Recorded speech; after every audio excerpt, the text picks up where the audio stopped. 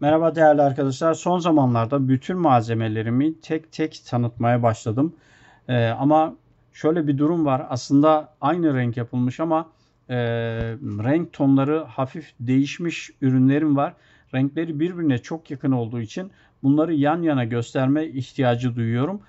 Sebebini de tahmin etmişsinizdir.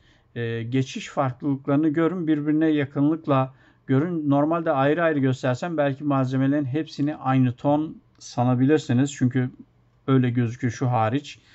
Şu üçü mesela aynı gibi gözüküyor ama aynı değiller. Şimdi yan yana tutarak size farklılıklarını göstermeye çalışacağım. Şimdi P11 en açık rengimiz arkadaşlar. Şöyle bir görün. P11 butonda, alt renk, üstleri aynı. Hepsi siyah, ateşi olacak çünkü. Bakın P12 biraz daha koyusu. Şimdi bu grupta birbirine en yakın P12 ve P13. Şimdi P11'i kenara koyup, evet, 12 ile 13'ü yan yana koyuyorum.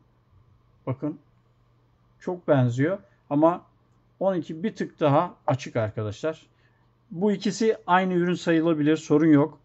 P12'den isteyene P13, P13'ten isteyene P12 de yapabiliriz. Buna takılmayın, sorun değil. Ama yine de biz malzeme bitmeden diğer malzemeye geçmiyoruz. Mesela 13'ü yapıyoruz, bitiyor, 12'ye geçiyoruz ya da 12'den gelen siparişlerin hepsini yapıyoruz. Ondan sonra 13'e geçiyoruz. Biz yine farklı tutmaya çalışıyoruz. Bilginiz olsun. Karıştırdığımız zaman da mesela son kalan diyelim 2 parça kaldı şöyle. İkisinden anca bir tespih çıkar. Yaptıracak arkadaşa da söylüyoruz. Arkadaşlar bakın bu tesbih bir parça bundan, bir parça bundan. Eğer isterseniz yaparız diye söylüyoruz. İçiniz rahat olsun. E, Renkler birbirine benziyor diye birbirine karıştırmıyoruz arkadaşlar. Bilginiz olsun. Evet. P12'miz. Bu da P13'ümüz arkadaşlar. Şimdi bunların da biraz sonra kenarlarına da ışık tutarız. Bakın bu da P14'ümüz en koyusu. Şöyle yan yana, bunların bariz farkı var tabii ki. P14 en koyusu.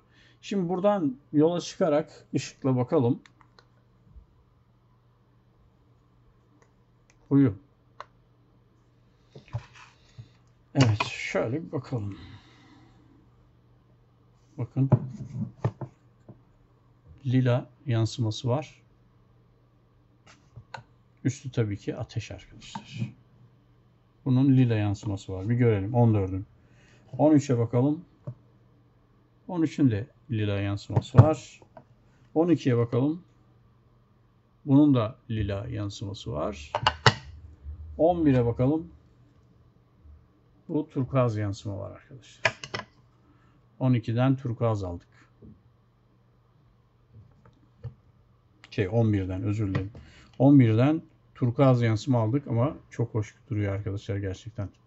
Işıkta çok da çıplak gözle gördüğüm gibi güzel durmuyor aslında.